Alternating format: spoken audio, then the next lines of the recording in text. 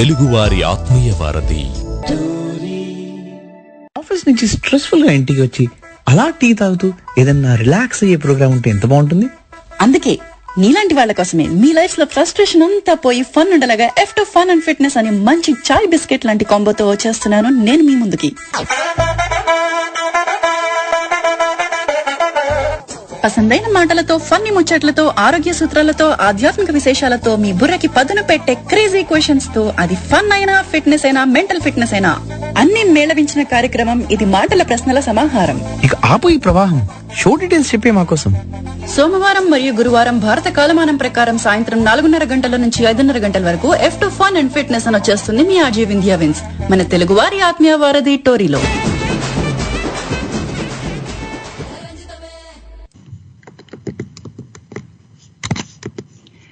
Hi, hello, నమస్కారం, వణకం. ఈ కార్యక్రమం వింటున్న శ్రోతలందరికీ వారి వారి టైం జోన్స్ ని బట్టి good morning, good afternoon, good evening. The number 1 online global radio Telugu వారి ఆత్మీయ వారధి టోరీలో మీరు వింటున్నారు F2 fun and fitness with RJ Vindhyavasini. మరి ఈ షో నేను మెల్బర్న్ నుంచి నిర్వహిస్తున్నాను. మనకి సాంకేతిక సహకారం హైదరాబాద్ స్టూడియో నుంచి వినోద్ గారు అందిస్తున్నారు.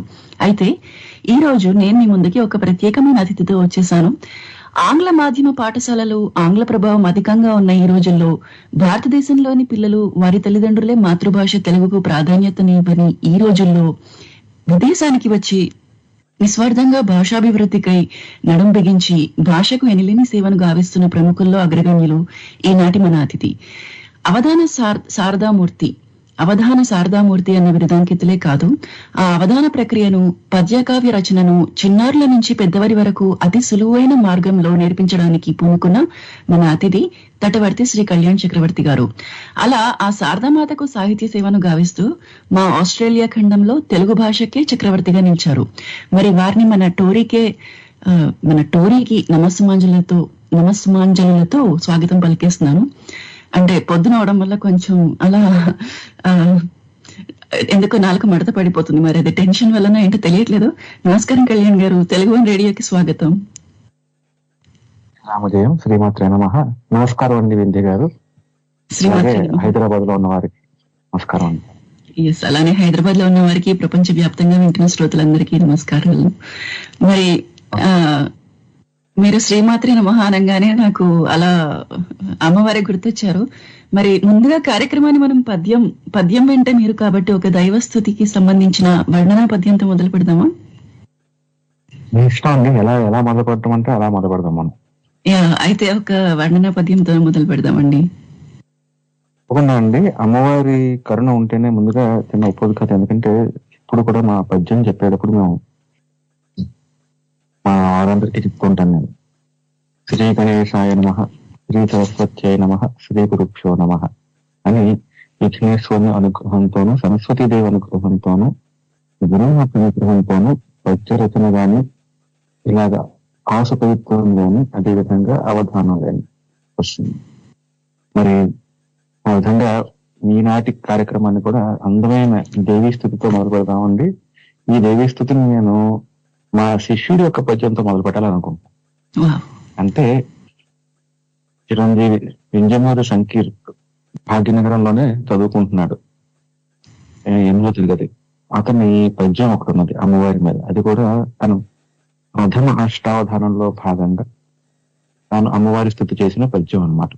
దాంతో మొదలు పెడతానండి నేను. తప్పకుండా అండి. ఇది సరస్వతీదేవి వర్ణన అండి. నిషిద్ధాక్షరంలో మా సంకీర్తులు మొన్ననే మన శరన్నవరాత్రుల్లో విజయదశమి అవధానం చేసినప్పుడు చెప్పిన సరస్వతి వర్ణ నిషిద్ధాక్షరం. శ్రీ శాబ్దీ వాగ్భావా, శ్రీ శాబ్దీ వాగ్భావా, ఈశామణి నీలవేద్యవే కవి నవధీ, శ్రీ శారద నిను గొల్తును దేశమున విద్యను సగి దీవెనలిడుమా అని నిషిద్ధాక్షర అంశంలో ఏ అక్షరానికి ఆ అక్షరం నిషేధం చేసుకుంటూ ఉంటారు అనమాట. పిల్లవాడు 13 ఏళ్ళ పిల్లవాడు ఆంగ్ల మాధ్యమ ఇంగ్లీష్ మీడియం, ఎందుకంటే ఇప్పుడు ఉన్నవన్నీ అదే కదా, ముఖ్యంగా అదే కదా. సాగనగరంలో ఈ కాలం వరకు. అవును. సరే, అందులో చదువుకుంటున్నాడు, చక్కగా చదువుతాడు పిల్లవాడు. దాంతో పాటుగా ఇలాగా నిషిద్ధాక్షరంలో మన సరస్వతి వర్ణం చేయని చెప్పి మనకు అవధాని గారు కూర్చున్నారు అటువైపున. నిషిద్ధాక్షరం చేస్తాను, ఒక అక్షరం నువ్వు చెప్పు, ఇంకో అక్షరం నేను నిషిద్ధం చేస్తా, అది కాకుండా ఇంకో అక్షరం వేసుకుని నువ్వు చెప్పాలి. మనకి చెస్ గేమ్ లాంటిది అనమాట. దాంట్లో పిల్లవాడు చెప్పింది ఇది, శ్రీ శాబ్దీవాగ్భావ ఈశామణి నీల వేద్యవే కవి నవధీ శ్రీ శారద నిన్ను గొల్తును దేశమున విద్యను సగిది వెనలిడుమా అన్నాడండి. ఇది కంద పద్యం. అద్భుతం. విశిష్టాక్షర సాంప్రదాయం కంద పద్యంలో చెప్పుకుంటాం. అలాగే సరస్వతి వర్ణన చేసుకుని మనం ఈ కార్యక్రమం ప్రారంభించాం. అద్భుతం అండి, చాలా మంచి పద్యంతో మొదలు పెట్టారు. అంటే ఇప్పుడు నిషిద్ధాక్షరి ఫస్ట్ మీరు వర్ణించిన విధంగా మొదట లేనికి సా అనగానే రా అనేది నిషిద్ధాక్షరి ఇచ్చారా అని డౌట్ వచ్చింది. ఎందుకంటే శారదా అని మొదలు పెడతారేమో అనుకున్నా. అదే జరిగింది అక్కడ. పైగా మొట్టమొదట శ్రీ అని అక్షరం ఉండగానే తర్వాత వారి అవతల వైపున ఉన్న పుచ్చకులు, అంటే అవధాని గారు ఇంకొకరు ఉన్నారు అవతల వైపున, ఆయన కూడా అష్టావధాని. ఆయన మీరన్నట్టుగానే శ్రీ అనగానే బ్రాహ్మి అంటాడేమో, విద్య అంటాడేమో అని చెప్పి అలాగా ఆ వా గాని బా గాని నిషేధం ఇచ్చారన్నమాట. పిల్లవాడు అవధాని వింజమూరి సంకీర్తు శా అన్నాడు, శ్రీశా. శ్రీసుడు అనగా మళ్ళీ ఈశ్వరుడు, శ్రీశా అంటే శ్రీ ఈశ్వరుడు ఏమో తీసుకొస్తున్నామో శ్రీశా అని ఇంకోటి ఏదో వేస్తే ఇతని పిల్లవాడు శ్రీశా డి అన్నాడు. అంటే అవధానిగా చేసేవారు ఏ పదం వేస్తారో ఊహించుకుని పుచ్చకుల వారు ఆ పదంలో ఉన్న అక్షరాన్ని నిషేధం చేస్తారు. అవును. ఈ అవధానం ఏం చేయాలి? నిషేధం చేస్తే ఇంక మరి అంటే ఇంకా ఆ అక్షరం చెప్పకూడదు కాబట్టి ఇంకొక అక్షరం వేసుకుని భావం చెడిపోకుండా చెప్పాలి. ఇప్పుడు శ్రీ శాబ్ది, శబ్ద విద్యకంతటికి పరమాత్మ సరస్వతీదేవి, ఆవిడే ఆధారం. శబ్ద విద్య కదా, అన్ని విద్యలకి ఆవిడే ఆధారం. శబ్దం ద్వారా విద్య బాగా మనకి తెలిసి వస్తుంది కాబట్టి, ఓంకారం ద్వారా. అందువల్ల నాద స్వరం, అందువల్ల శ్రీ శాబ్ది అయింది. అలాగా ఇంకా చాలా అందంగా ఉందండి ఈ పద్యం, అందుకని దీన్ని తీసుకున్నాను నేను. చాలా బాగుందండి నిజంగా. అయితే మీకు పద్యం పట్ల ఎట్లా ఆసక్తి పెరిగింది? అంటే మీరు ఎవరి దగ్గర శిక్షణ పొందారు, ఆ విషయం తెలియజేస్తారా? నేను బహుశా 2006 ప్రాంతాల్లో నా ఇంజనీరింగ్ పూర్తయిందండి, కమ్యూనికేషన్ ఇంజనీరింగ్. సో 2005 అంటే థర్డ్ ఇయర్ అయిపోయాక మీకు తెలిసిందే కదా, క్యాంపస్ ఇంటర్వ్యూస్ కూడా అయిపోయాయి. ఏదో జాబ్ వచ్చింది క్యాంపస్ లో, వెరీ గుడ్. What next? అప్పుడు వచన కవిత్వం రాసుకుంటున్న వాడిని ఏం చేద్దాం అంటే పద్యం రాద్దాం, అసలు తెలియదు కదా మన పద్యం. 2005 ప్రాంతాల్లో పద్య రచన చేయాలని చెప్పి ప్రయత్నం చేశాను. చేయగా మనకి అప్పుడు అంటే నేను చదువుకుని చిన్నప్పటి నుంచి కరెక్ట్గా చెప్పాలంటే ఎల్కేజీ నుంచి నేను ఇంగ్లీష్ మీడియమే. దానివల్ల ఇబ్బంది ఏముంటుందంటే చిన్నప్పటి నుంచి ఇంగ్లీష్ మీడియమే కదా, ఎప్పుడు సడన్ గా పద్యం అంటే రాదేమో నీకు, నువ్వు వచన కవిత్వం రాసుకో అని చెప్పిన వాళ్ళే ఎక్కువ కనబడ్డారు నాకు. పద్యం చెప్తాను రా అని చెప్పిన వాళ్ళు, నేను అడిగినా కూడా చెప్పేవాళ్ళు అప్పుడు దొరకకపోతే సరే బహుశా నేను వెతుక్కోవడంలో ఇబ్బంది అంతేలేండి. అంటే చెప్పేవాళ్ళు చాలా మంది ఉంటారు ప్రపంచంలో, నాకెవరు ఆ సమయంలో దొరకలేదు. సరే వెతికేటప్పుడు అందుకే రాసి పెట్టి ఉంటుంది అంట కదా, దానే మే లిఖా హోనే వాళ్ళే కన్నా. అందువల్ల నాకేమిటి వెతుక్కుని సరే ఎవరు నేర్పకపోతే మనం ఆగిపోలేం కదా అని చెప్పి థర్డ్ ఇయర్ హాలిడేస్ లోనే 2 months ఉంది. సరే మా శాఖా గ్రంథాలయం అని, మా ఊరు కొవ్వూరు అండి, రాజమండ్రి పక్కన ఉంటుంది. గోవూరు అసలు పేరు, తర్వాత కొవ్వూరు అయింది కాలక్రమేణ. అక్కడ ఉన్న చిన్న గ్రంథాలయం, శాఖా గ్రంథాలయం, చాలా మంచి గ్రంథాలయం, చాలా బాగుండేవి. అక్కడ ఆఖరి సెక్షన్ లో ఎక్కడో ఛందస్సు పుస్తకాలు ఉన్నాయి. అవి తీసుకుని మొదలు పెట్టిన ప్రయాణం ఉండేది. కాబట్టి నాకు పద్యం నేర్పించినది మా కొవ్వూరు శాఖా గ్రంథాలయంలో, అక్కడ ఆ పుస్తకాల్లో కొలువైన సరస్వతీదేవి, అక్కడున్న శివుడు అని మాత్రం అందంగా చెప్పాను. నేను అలా మొదలు పెట్టుకున్నాను. అంటే అలా ఇప్పుడు చెప్పండి చెప్పండి. లేదా చెప్పుకుంటూ వెళ్తే ఇంకా ఉంటుంది కానీ అలాగే మొదలుపెట్టిన తర్వాత శతకాలు రాసుకున్నాను.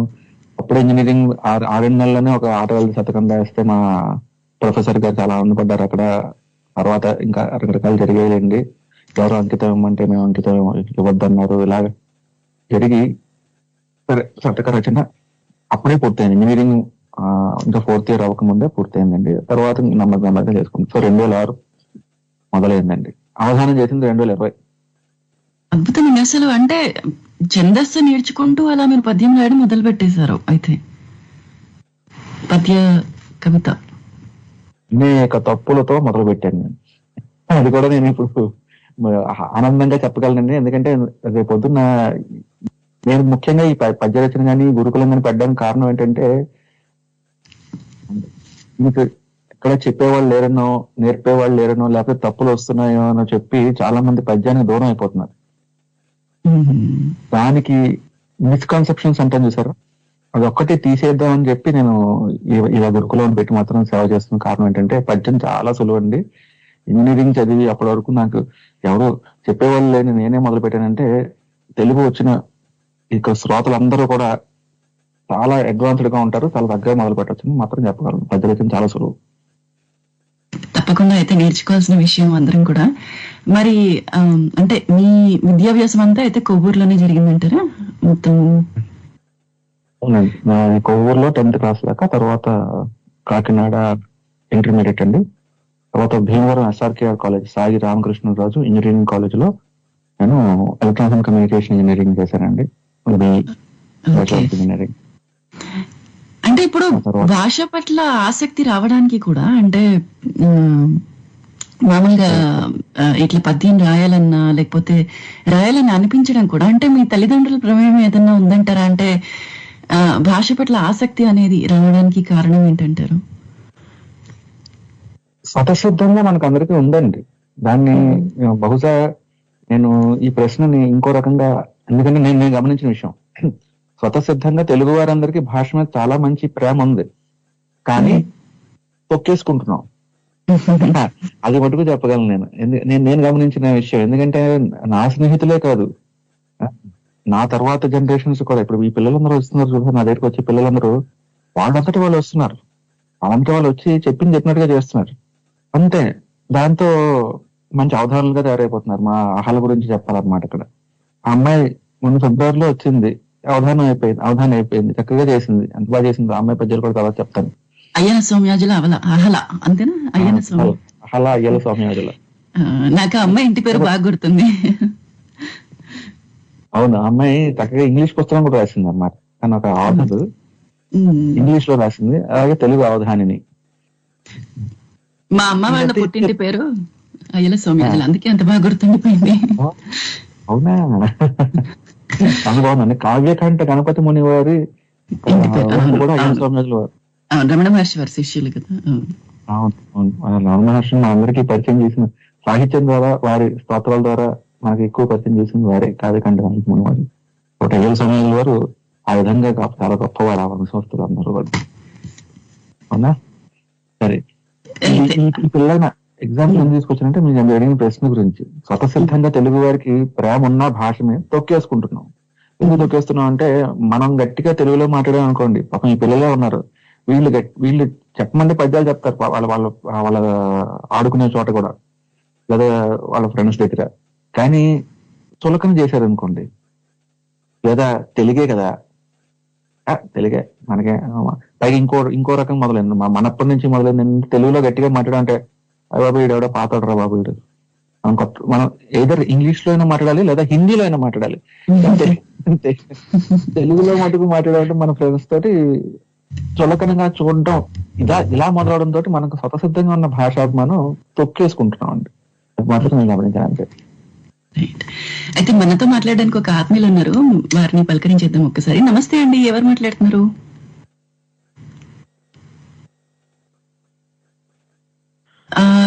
నమస్కారం అండి, వంశీ కృష్ణ పాల్కొల్లు. నమస్కారం గురుగారు, బాగున్నారండి?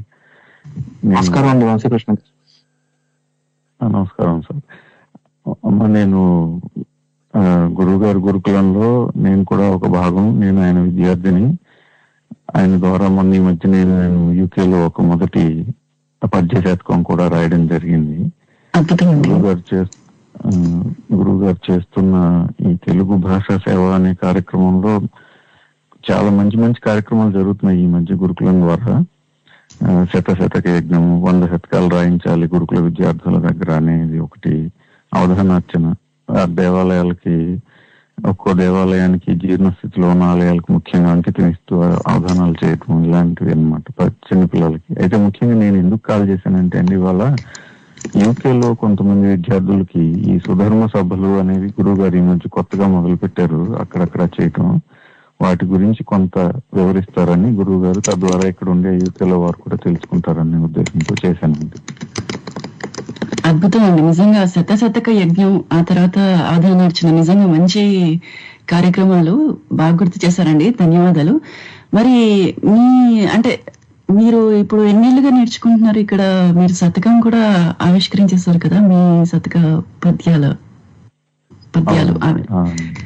మీరు గురుగారి దగ్గర ఎన్నేళ్లుగా నేర్చుకుంటున్నారు? నేను గురువుగారితో పాటు గురుకులం మొదలు పెట్టినప్పటి నుంచి ఉన్నానని అనుకుంటున్నాను. నాకు మొదటి నుంచి ఉన్నానండి గురువు గారితో పాటు. కొన్ని అవధానాల్లో కూడా అంతకుముందు గురువు గారు అయిన వద్దిపత్తి వారి అవధానాల్లో కూడా పాల్గొన్నాను అనమాట. అలా గురువు గారితో పరిచయం. అలా ఈ గురువు గారు ప్రత్యేకంగా గురువు గారు ఏంటంటే మనకి తెలుగు కొద్దో గొప్ప వచ్చిన వారికి, అసలు రాని వారికి, నేర్చుకోవాల్సిన వారికి, భవిష్యత్ తరాలకి, ఇలా అందరికీ, ముఖ్యంగా చిన్నపిల్లలకి తెలుగు నేర్పించాలి, తెలుగుని అలా బతికించాలి, ముందుకు తీసుకువెళ్ళాలి అని సత్సంకల్పంతో గురువు గారు వెళ్తుండడం వల్ల మాలాంటి వాళ్ళందరూ ఏంటంటే ఆయనకి ఆకర్షితులయ్యి ఇక ఏ రకమైన లాభాపేక్ష ఏమీ లేకుండా గురువు గారు అలా చేసుకుంటూ వెళ్తున్నారు. Which is really great. గొప్ప విషయం అది. ఈ సుధర్మ సభలు ప్రత్యేకంగా పిల్లల కోసం యూకేలోను, ఇంకా కొన్ని ఎక్కడ వీలైతే అక్కడ దేశాల్లో చిన్నపిల్లల కోసం గురువు గారు ఏర్పాటు చేస్తున్నారు. చాలా మంచివండి అవి. ఇందాక నుంచి గురుగారు చెప్తున్నది వింటూ ఉన్నాను నేను. ఆయన చెప్పినవన్నీ ఇలా కొంత పిల్లలు ఆ బాల్యంలోనే ఆ విత్తనాలు అనేవి నాటడం కోసం, అలా భాష మీద అపేక్ష అలా తీసుకెళ్ళడం కోసం ఆయన చేస్తున్నారు. సో అది చాలా మంచి విషయం అండి. ఇంకా నలుగురికి దాని గురించి తెలియాలనే ఉద్దేశంతో ప్రత్యేకంగా చెప్తున్నాను ఇక్కడ. ధన్యవాదాలు వంశీకృష్ణ గారు. నిజంగా సుధర్మ సభల గురించి తెలిపి మంచి పని చేశారు. ధన్యవాదాలండి. ధన్యవాదాలు. అద్భుతమైన బీజాలు నాటుతున్నారండి నిజంగా. ఎందుకంటే ఇప్పుడు అందరూ కూడా ఇప్పుడు విదేశాలకి వెళ్ళడము, అక్కడ పిల్లలు పుట్టడం, పెరగడము, వారు కొంత ఆంగ్ల ప్రభావం ఇంకా ఎక్కువగానే ఉంటుంది వారి మీద అని చెప్పాలి. ఎందుకంటే వారు చిన్నప్పటి నుంచి మాతృభాష ఇంట్లో వినడం కూడా తక్కువైపోతుంది. ఇంట బయట కూడా ఎక్కువగా మనకి ఆంగ్లమే వినడం ఎక్కువైపోతుంది. కాబట్టి ఈ పిల్లల పట్ల ఆసక్తి తీసుకొని వారికి ఇంకా కొత్త విషయాలు నేర్పించి భాష పట్ల అభిమానాన్ని పెంచి నిజంగా చాలా గొప్ప సంకల్పము. అయితే మనతో ఇంకొక ఆత్మీయులు కూడా ఉన్నారండి, కళ్యాణ్ గారు. వారితో కూడా మాట్లాడేద్దాం. ఆస్ట్రేలియా నుంచి ఒకళ్ళు జాయిన్ అయ్యారు. నమస్కారం అండి, ఎవరు మాట్లాడుతున్నారు? ఆస్ట్రేలియా నుంచి కూడా ఎవరో స్కైప్ లో ఉన్నారు. వచ్చారు. అయ్యా నమస్కారం. ఎవరండి వీళ్ళు? మీరు కుదిరితే మాట్లాడండి, మీ ప్రశ్న ఏమన్నా ఉన్నా లేకపోతే. నమస్తే, నా పేరు ప్రవీణ్ అండి. ప్రవీణ్ గారు నమస్తే అండి, మీకు స్వాగతం. ఎలా ఉన్నారు? బాగున్నా అండి. తటవర్తి గారు నాకు పంపించారు కాల్, జాయిన్ అయ్యాను. మీరు తటవర్తి గురుకులం శిష్యులా అండి మీరు కూడా? లేదండి, నాకు తటవర్తి గారు తెలుసు, పర్సనల్ గా తెలుసు నాకు. సో ఏమైనా మాకు విశేషాలు తెలపగలరా మరి గురువు గారి గురించి? నాకు కళ్యాణ్ తటవర్తి గారు గత 4 ఏళ్లుగా తెలుసు. అతను ఇక్కడ ఆస్ట్రేలియాలో ఎన్నో కార్యక్రమాలు చేస్తున్నారు. తెలుగు భాష అంటే చాలా ఇష్టం అతనికి. సో అది నేర్పాలి, అంటే చుట్టుపక్కల ఉన్న వాళ్ళందరికీ నేర్పాలి అని సంకల్పంతో ఎన్నో కార్యక్రమాలు చేసి మాకు స్ఫూర్తిగా ఉన్నారు. సో నిజమే. అందుకు ఇలాగ జాయిన్ నేను ఎప్పుడు జాయిన్ అవ్వలేదు, ఫస్ట్ టైం జాయిన్ అయ్యాను. సో తెలుసుకుందాం ఏమవుతుందని. చాలా మంచి విషయాలు గుర్తు చేశారు, ధన్యవాదాలండి. నిజంగా చక్కగా అందరికీ స్ఫూర్తినిస్తున్నారు, ఇదైతే నిజమైన మాట. అసలు నేను కూడా దీన్ని నిజంగా స్ఫూర్తిగా తీసుకొని నేను కూడా నేర్చుకుందామన్న సంకల్పంతో ఉన్నాను. యాక్చువల్లీ ఇది వరకే వ్యక్తపరిచా అనమాట మన కళ్యాణ్ గారికి కూడా. చాలా మంచి విషయం చెప్పారు ప్రవీణ్ గారు. తప్పకుండా మీరు ఇంకా అవునా అండి, అంటే చిన్నప్పటి నుంచి ఇప్పుడు ఆస్ట్రేలియా వచ్చాక? ఆస్ట్రేలియాలోనే వీరు వింగావెల్ మన మైనర్ లీగ్స్ వైపు ఉంటారు కాబట్టి సుధర్మ సభ చెప్పండి, క్షమించండి మీ మాట మధ్యలో. లేదు మీరే చెప్పండి, క్షమించండి. అదే ఇందాక వచ్చిన ఆయన ఇప్పుడు ప్రవీణ్ గారు. మొట్టమొదటి మన ఈ ఆస్ట్రేలియా వైపున సుధర్మ సభ ద్వారా పెట్టింది ప్రవీణ్ గారు, రవి గారు అని మా మిత్రులు. వీరిద్దరు కూడా పిల్లలు చేతి పద్యం చెప్పించారు. పద్యమే కాదు, అసలు పిల్లలు మాట్లాడుకోవడానికి ఒక వేదిక కావాలి తెలుగులో, ఒక సంకల్పంతో పెట్టిన సుధర్మ సభ అన్నమాట. ఇది ఇప్పుడు మన మెల్బోర్న్ లో మనకు జరిగిందండి. దానికి చక్కగా వీళ్ళ పిల్లలు కూడా చాలా మంచి పద్యాలు చెప్పారు. ఒక చిన్న పిల్లాడైతే వీళ్ళ అన్నయ్య గారి అబ్బాయి అనమాట, అనర్గణంగా చెప్పేశాడు పద్యం. ఊహించలేదు, పద్యం చెప్తాడు. మామూలు తెలుగు చిన్నపిల్లలు అంటే ఏం మాట్లాడుకుంటారు, ఏసుడు ఆ పిల్లలాగా తెలుగు లేదా అంటే అమ్మ ఆవు అంటారేమో అనుకున్నాం. వాడికి వాళ్ళ అమ్మగారు అలా నేర్పారు అనమాట. చక్కగా పద్యం చెప్పాడు. నేను అందరం కూడా ఆశ్చర్యపోయాం అప్పుడు. అలాగే అదే విధంగా ఇప్పుడు యూకేలో మొదలవుతుందండి ఆ సుధర్మ సభ. అంటే ముఖ్యంగా అందరికీ తెలుగులో మాట్లాడుకోవడానికి ఒక వేదిక. ఎందుకంటే మనకి ఇవాళ వెన్యూస్ తక్కువైపోయాయి కాబట్టి తెలుగులో మాట్లాడేందుకు, పూర్తిగా తెలుగులో మాట్లాడుకునేందుకు. అద్భుతం అండి, చాలా మంచి విషయం అండి. చాలా చక్కగా మొదలు పెట్టారు మంచి సంకల్పంతో ప్రవీణ్ గారు. రవి గారికి కూడా అలానే ధన్యవాదాలండి. థ్యాంక్ యూ అండి. ఇలానే అప్పుడప్పుడు కాల్ చేసి మాకు మంచి విషయాలు తెలియజేస్తుందండి ప్రవీణ్ గారు. ధన్యవాదాలు. థ్యాంక్ యూ అండి. రైట్, మరి అయితే మనం కార్యక్రమంలోకి వెళ్ళిపోతే గురుగారు, ఇప్పుడు మీరు ఎవరి దగ్గర శిక్షణ పొందారో చెప్పారంటే, మీకు స్వయంగా సరస్వతి ఈశ్వర్లు ఆ గ్రంథాలయం అలా దాన్ని శిక్షణగా తీసుకొని మీరు చక్కగా ఒక గురువు స్థాయికి వెళ్ళారు. చాలా మంది శిష్యులకి శిక్షణని ఇస్తున్నారు. కాబట్టి మీ శిష్యుల నుంచి ఒక ఆడియో బయట ఉంది, అది ఒక్కసారి విందామా? మీకు ఒక సర్ప్రైజ్ ఆడియో బయట ఇది. ఆడియో బయట ప్లీజ్. నమస్తే అండి వింధ్య గారు, మొదటిగా మీకు అభినందనలు. తెలుగు వన్ రేడియో ద్వారా మీరు చేస్తున్న పరిచయ కార్యక్రమాలు చాలా బాగుంటున్నాయి. ఈరోజు మీరు పరిచయం చేస్తున్న ప్రముఖులు మా గురువు గారైన శ్రీ తటవర్తి కళ్యాణ శ్రీ చక్రవర్తి గారు కావడం చాలా ఆనందంగా ఉంది. కళ్యాణ్ గారు ఆస్ట్రేలియా రావడం, అందులోనూ మెల్బోర్న్లో సెటిల్ అవ్వడం, మనతో పాటు ఇక్కడ ఉంటే ఇక్కడ కమ్యూనిటీ కార్యక్రమంలో పాల్గొనడం చాలా అదృష్టంగా భావిస్తున్నాను నేను. ఎందుకంటే కళ్యాణ్ గారు పద్య రచన అనే అంశాన్ని ప్రతి ఇంటికి చేరేలా అందరికీ ఉచితంగా బోధిస్తూ పద్యానికి పట్టం కడుతున్నారండి. మనందరికీ ఏంటంటే పద్యం అంటే ఒక ఏమైనా భయం కదండి. పద్యం చదవడం అంటేనే భయం, ఇంకా రాయడం అంటేనా. కానీ పద్య రచన అంత కఠినమైన కాదు, విషయం ఏం కాదు అని చెప్తూ దాన్ని చాలా సులువైన మార్గంలో పద్యాన్ని రాయడం నేర్పిస్తున్నారు అందరికీ, చిన్నపిల్లలతో పాటు పెద్దవాళ్ళు కూడా. నేను కూడా పద్యాలు రాయడం మొదలెట్టానండి. ఆ అదృష్టం నాకు తటవర్తి గురుకులంలో ప్రవేశించినందుకు కలిగింది. సో నేను కూడా అలా అందరిలాగా మనలాగానే పద్యం మనం రాయడం ఏంటి, పద్యం చాలా కఠినం కదా, కష్టం కదా పద్యం రాయడం అనేది ఉండే. కానీ గురుకులం చేరిన తర్వాత చాలా సులువైన మార్గంలో పద్య రచన చేయడం నేర్పిస్తున్నారు కళ్యాణ్ గారు. నేను కూడా ఇప్పటివరకు వివిధ అంశాలపైన ఒక 60-70 పద్యాలు రాసానండి ఇప్పటి వరకు.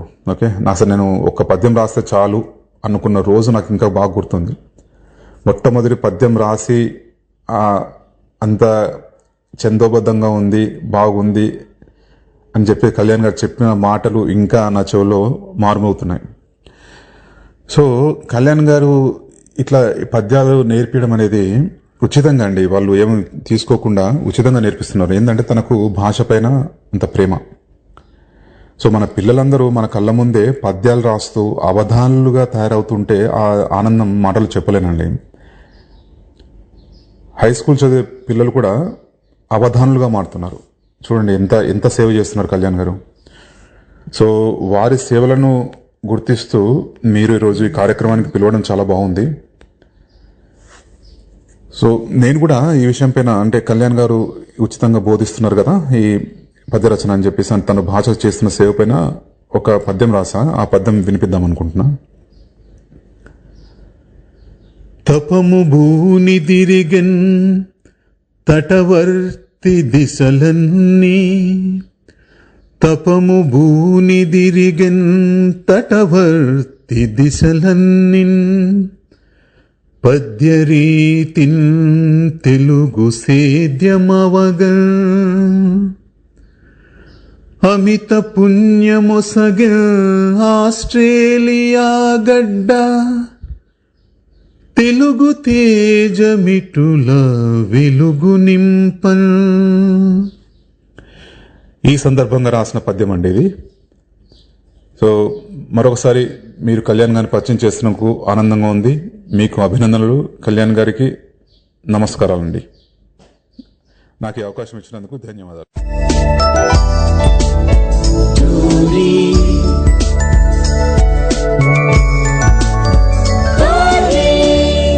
తెలుగువారి ఆత్మీయ వారధి.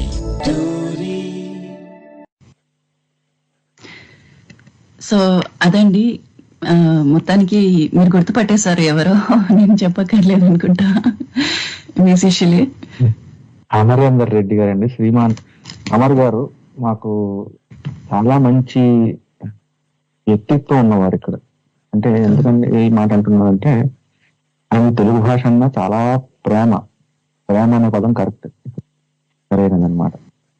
ఎంత ప్రేమ అంటే ఒకనొక అక్కడ శ్రీమాన్ సందీప్ గారు ఒకనొక కార్యక్రమంలో గానం చేశారన్నమాట. ఆ పాట అయిపోయిన తర్వాత బ్యాక్ స్టేజ్ వెనక్కి వచ్చిన తర్వాత అమర్ గారు ఆయన మాట్లాడుకుంటుంటే నేను అక్కడ కనబడుతున్నాను. నేను అక్కడ వెళ్ళి, నాకు పాటలు పాడేవాళ్ళని చాలా ఇష్టం కాబట్టి వాళ్ళ దగ్గర వెళ్ళి కంగ్రాచులేట్ చేస్తున్నాను అనమాట. బాగుంది, చాలా బాగా పాడాను. అక్కడ ఉన్నారు ఈయన. అప్పుడు బహుశా ప్రభాకర్ గారు అనుకుంటే పరిచయం చేశారు అమర్ గారిని. ఇక్కడే వేదిక చివరే మొట్టమొదట అలా నుంచుని మాట్లాడుతుండగానే పద్యం గురించి, పద్య లక్షణాల గురించి చెప్పాను. ఆ చిన్నదాన్ని అందిపుచ్చుకుని ఆ తర్వాత మళ్ళా గురుకులంలో వచ్చి కొంత సాధన చేసి, అంటే 1-2 సార్లు చెప్పించుకున్న తర్వాత మళ్ళీ ఆయన అందులో సందేహాలు అడిగి పద్య రచన మొదలు పెట్టారు. ఈ సందర్భంగా మొత్తం మన టోరీ శ్రోతలకు అందరికీను, అలాగే మెల్బోర్న్ వారందరికీ, మన వింధ్య గారి తరపు నుంచి నేను ఇది చెప్తున్నాను, మెల్బోర్న్ వారందరికీ కూడా ఏమిటంటే, అతి త్వరలో మనందరం అమర్ గారి శతకాన్ని మనందరం ఆవిష్కరించుకోవాలి మెల్బోర్న్ లో. ఈ మధ్యకాలంలో బహుశా ఈ ఆస్ట్రేలియా, ముఖ్యంగా మెల్బోర్న్ ఆస్ట్రేలియా వైపున కానీ, అలాంటి చూసుకుంటే సిడ్నీ చూసుకున్నా కూడా శతకావిష్కరణలు చాలా స్వల్పంగా జరిగాయి.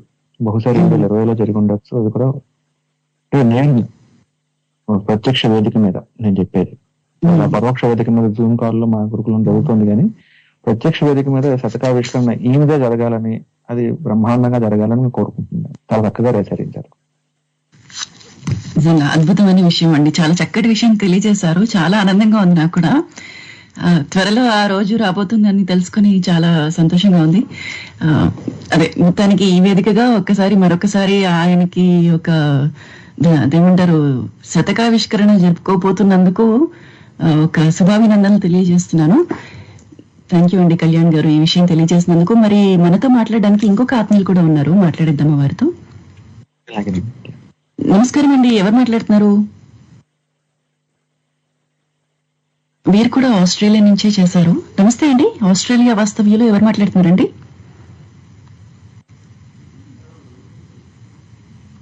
కాల్లో ఉన్నారు.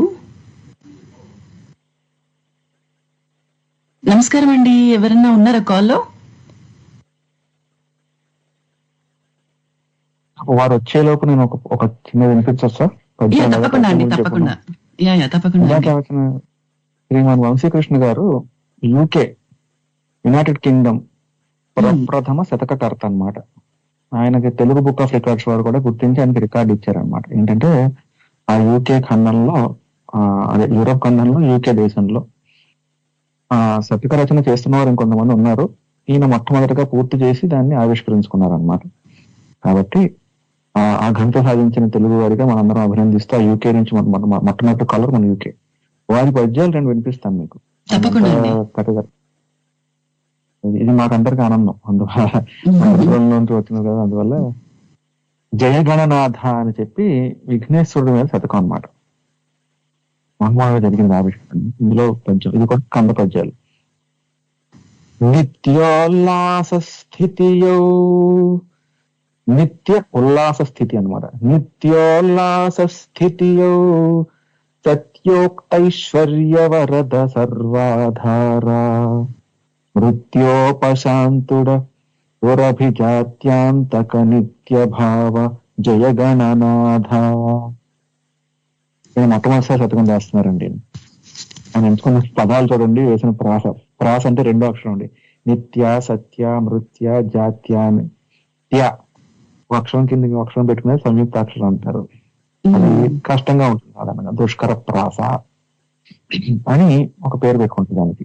అంటే కష్టంగా ఉంటుంది. ఇలాంటి పదాలు పట్టుకోవడం కష్టం. రెండో అక్షరం, రెండు సంయుక్తాక్షరాలతో ఉన్నది త్యా అని. నిజమే నిజమే. అది ప్రాస అంటారా దాన్ని? అంటే ప్రతి పదంలో, ప్రతి వాక్యంలో కూడా రెండవ అక్షరం త్యా. ప్రతి పాదం, పద్యంలో పాదాలు 4 పాదాల్లో ప్రతి పాదంలోనూ రెండో అక్షరం ప్రాస పదం అన్నమాట తెలుగు పద్యాల్లో. సంస్కృతంలో కూడా ఉంటాయండి ఇవే వృత్తాలు. తెలుగు జాతులు, ఉపజాతులు సంస్కృతంలో ఉండవు కానీ సంస్కృతంలో వృత్తాలు ఉంటాయి. మనం సంస్కృతం నుంచి తీసుకున్న వృత్త పద్యాలండి తెలుగులోకి. వాటిల్లో అయితే ప్రాస నియమం ఉండదు, మనకైతే ప్రాస ఉంటుంది తెలుగు పద్యాలతో. అద్భుతం అండి, చాలా బాగా రాశారు నిజంగా. మొదటి పద్యమే గణనాథుని మీద రాశారనమాట. మొత్తానికి చాలా అద్భుతంగా ఉందండి. ధన్యవాదాలు వినిపించినందుకు. వారిని అడగాల్సింది, మీరు చక్కగా మీ శిష్యుల పద్యం పాడి వినిపించారు, ధన్యవాదాలు. అయితే మీకు ఇంకొక ఆడియో సర్ప్రైజ్ ఉంది. కాదంటే దానికి ముందు ఒక్క ప్రశ్న. అమర్ గారు చెప్పినట్టు పద్యం రాయడమే కాదు, పఠించి గుర్తు పెట్టుకోవడం కూడా కష్టమే అన్నారు కదా. మామూలుగా మనం అనుకుంటాం అలా. అలాంటి పద్యాన్ని సులభంగా గుర్తు పెట్టుకోవడానికి కానీ రాయడానికి కానీ మీరు ఇచ్చే చిన్న 1-2 సూచనలు, అంటే ఇప్పుడు ఈ వేదికగా అన్ని సూచనలు చెప్పడం కష్టమే అనుకోండి, అంటే గురుకులానికి వచ్చి నేర్చుకోవడమే కరెక్ట్ అని నేను అనుకుంటున్నాను. కాదంటే ఏదైనా ఒక చిన్న సూచనలు ఏమైనా 1-2 ఉన్నాయా? రచనకి ధారణకి 2 అడిగారు మీరు. పద్యాన్ని చెప్పడం లేదా రాయడం లేదా దాన్ని గుర్తు పెట్టుకోవడం, రెండింటికి 2 విధానాలు ఉన్నాయన్నమాట. ఒకటి రాసినవన్నీ మనకు గుర్తుండవు. రాసిన పద్యాలే కదా ఏదైనా మనకు గుర్తుండవు. కాబట్టి గుర్తు పెట్టుకునేది మరింత కష్టమైన విషయం. దానికి కూడా అటువైపు నుంచి వస్తాను. ముందు మన ఒకసారి గమనిస్తే వేదంలో క్రమ, ఘన, జట అని ఉంటాయండి. క్రమపాటి, ఘనపాటి, క్రమపాటి. అక్కడ ఘనపాటి అన్నమాట. మనం ఘనపాటి అంటాం కానీ ఘనాన్ని పఠించే ఆయన. ఒకటి ఆ ప్రక్రియ. ఇవన్నీ ఏంటంటే ఏదైనా అంశాన్ని గుర్తు పెట్టుకోవడానికి మన వారు శాస్త్రీయ పద్ధతిలో 1-2 సార్లు వల్లె వేయిస్తారు చూసారా. అంటే దాన్ని తిప్పుతారు, ఒకే పాదాన్ని రకరకాలుగా వల్లె వేస్తూ ఉంటారు అనమాట. ఇది వేదంలో ఉన్న విధానం. అంటే గుర్తు పెట్టుకోవడం అనేది మన వాళ్ళు ఎప్పుడో దీన్ని మాస్టర్ చేసేసారు. అసలు ఆర్ట్ ఆఫ్ రిమెంబరింగ్ అనే దాన్ని మన పండితులందరూ ఎప్పుడో మాస్టర్ చేసేసారు. అవధానం దాని నుంచి వచ్చిన ఒక సాహిత్యపరమైన అంశం అన్నమాట అవధానం చేయడం అనేది. ఆ గుర్తు పెట్టుకోవడం మీరు అడిగిన దానికి పద్యం ఇప్పుడు 1-2 సార్లు తిప్పుకోవాలన్నమాట. ఎలా తిప్పుకోవాలి?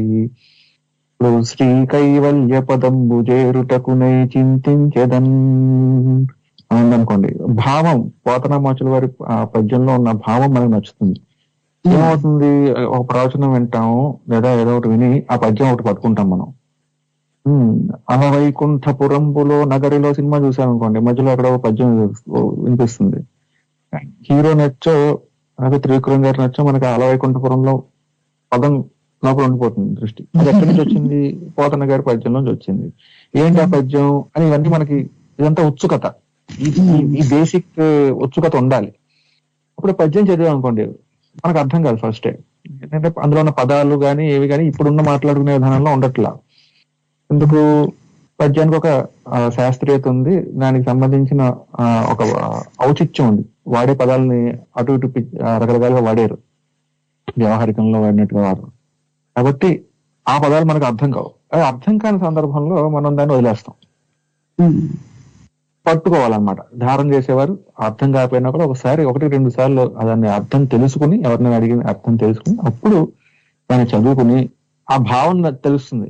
భావం తెలిసి అలా వైకుంఠపురంలో నగరిలో ఆ మూల సౌధంబు లోపల మందార పర్యంక మందార వనాంతరం, మందార వనంలో ఒక చోట ఎక్కడో ఒక పర్యంకం మీద పడుకునే ప్రాంతం లాంటిది అనమాట. అది ఇప్పుడు పర్యంకం అంటే మన బెడ్ లాంటిది, ఆల్మోస్ట్ బెడ్ లాంటిది.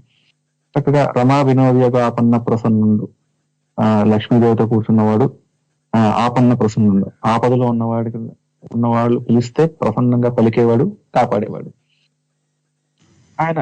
ఇలాంటివన్నీ మనం అర్థాలు తెలుసుకుంటాం. ఇక్కడ వరకు తెలుసుకుని వదిలేసే వాళ్ళు ఉన్నారు. ప్రవచనంలో విని ఈ పద్యం ఆహా ఎంత బాగా చెప్పారని చెప్పి వదిలేసే వాళ్ళు ఉన్నారు.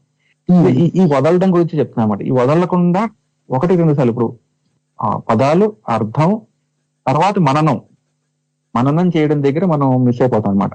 సో ఇప్పుడు ధ్యానం చేసే పిల్లలందరూ కూడా ఏం చేసేవారంటే అదంతా మననం చేసుకుంటూ ఉండేవారు. మననం అంటే మళ్ళీ తనకు తాను మళ్ళీ చెప్పుకోవడం, అదే పదం మళ్ళీ చెప్పుకోవడం. శ్రీ కైవల్య పదంబు చేరుటకునే చింతించేదన్, ఇక్కడ వరకు 1వ పదం, తర్వాత 2వ పదం, 3వ పదం, 4వ పదం, ఇవన్నీ 1-2 పదాలు కలిపి 3-4 పదాలు కలిపి, ఇప్పుడు 1-2-3 పదాలు కలిపి 2-3-4 పదాలు కలిపి 1-2-3-4 పదాలు కలిపి ఇలాగా తనకు తాను వల్లి వేసుకుంటే బహుశా ఒక 5 నిమిషాల్లో ఆ పద్యం నోటికి వచ్చేస్తుంది. ఇట్లాంటి స్టార్టర్స్ కాబట్టి అది ధారణ. పద్య రచన గురించి అయితే చెప్పా కదా, పద్య రచన చాలా ఈజీ అండి. గురు లఘువుల గురించి తెలుసుకుని మన కంప్యూటర్ ప్రోగ్రామర్లకి అయితే మరీ ఈజీ. కంప్యూటర్ ప్రోగ్రామర్ అయితే నిత్యం మనం ఇదే చేస్తున్నాం అండి, అటు వచ్చి వేరే లాంగ్వేజ్ లో చేస్తున్నాం.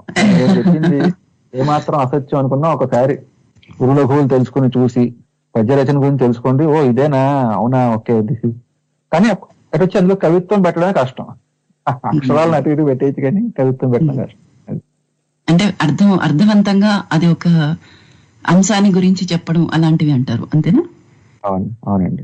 ఓకే, భావుకత కావచ్చు, ఏదన్నా భక్తి భావం కావచ్చు. ఓకే, అయితే ఒక్కసారి మనం కాల్ కట్ అయిపోయినట్టుంది. ఓకే, కుదిరితే మళ్ళీ కాల్ చేయండి తప్పకుండా. మీరు కాల్ చేసి మాట్లాడండి. అంటే నమస్కారం అని మీరు ఉన్నట్టుగా ఒక సంజ్ఞ ఇచ్చినా కూడా పర్వాలేదు. అది అంటే నేను పలకరించానండి, మీరు ఒక్కసారి మళ్ళీ కుదిరితే కాల్ చేసి మాట్లాడడానికి ప్రయత్నించండి. కాల్లో ఉంటూ వినడం కాకుండా నేను పలకరించినప్పుడు మీరు సమాధానం చెప్పొచ్చు.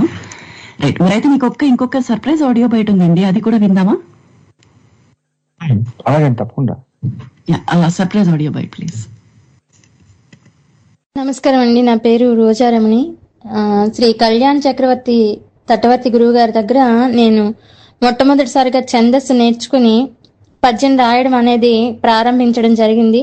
అంతకుముందు ఏవో చిన్న చిన్న కవితలు రాసుకున్నప్పటికీ పద్యంలో ఎటువంటి ఛందస్సు ఉంటుంది అన్నది అలవోకగా నేర్పించి అలది పదాలతో పద్యాలు అతి సులభంగా నేర్పించడం అన్నది చక్రవర్తి గురువు గారి యొక్క ప్రత్యేకత. ఆయనకి పిల్లలు పెద్దలు అని ఎటువంటి తేడా లేదండి. అందరినీ కూడా సహృదయంతో ఆదరించి ఎంతో చక్కగా వాళ్ళకి అర్థమైనట్టుగా అరటిపండు విప్పి నోట్లో పెట్టి చెప్పేటంత సులభంగా పద్యాలు రాయించగలగడంలో ఆయన అందివేశం చెయ్యనే చెప్పాలి. అలాగే గురువు గారు 108 అష్టావధానాలు చేశారు. తటవర్తి గురుకులంలో నేను మొట్టమొదటిసారిగా గురువు గారి ఆశీస్సులతో మొట్టమొదటిసారి రమణి శతకాన్ని రిలీజ్ చేసుకున్నాను. దానికి గాను నాకు కూడా సింగపూర్లో తెలుగు బుక్ ఆఫ్ రికార్డ్స్ లో మొట్టమొదటి శతకకర్తగా అవార్డు రావడం జరిగింది. అలాగే గురువు గారు చాలా సహృదయులు. ఎవరు వెళ్ళినా సరే ఎటువంటి భేదభావం లేకుండా చక్కగా ఆదరించి విద్యని నేర్పిస్తారు. ఆయన నడుపుతున్నది కూడా ఆర్గనైజేషన్ ఏంటి అంటే అది ఏమంటారు దాన్ని, నాన్ ప్రాఫిటబుల్ ఆర్గనైజేషన్ నడిపిస్తుంటారు.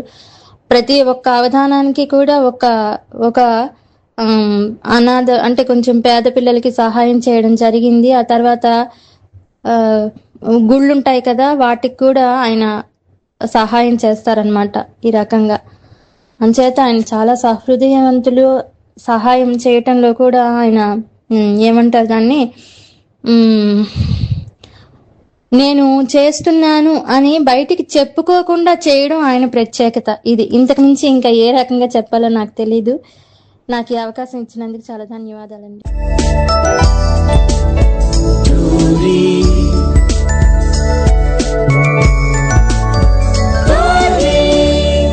తెలుగువారి ఆత్మీయ వారధి.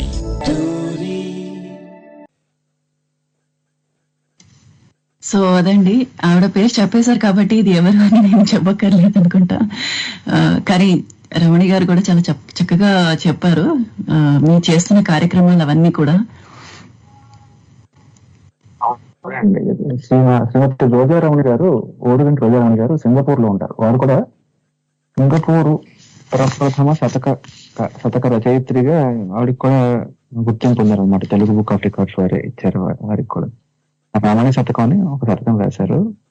వారి అమ్మాయి కూడా రాధాశ్రీనిది. మా గురుకులం లోగో వారి అమ్మాయి చేసింది. చిన్నప్పుడు చిన్న రాధాశ్రీనిది నాకు ఎంతో ఇష్టం. అంత చిన్నప్పుడు ఒకసారి 10 ఏళ్ళు అనుకుంటా పాపకి. అప్పుడు అద్భుతం అండి.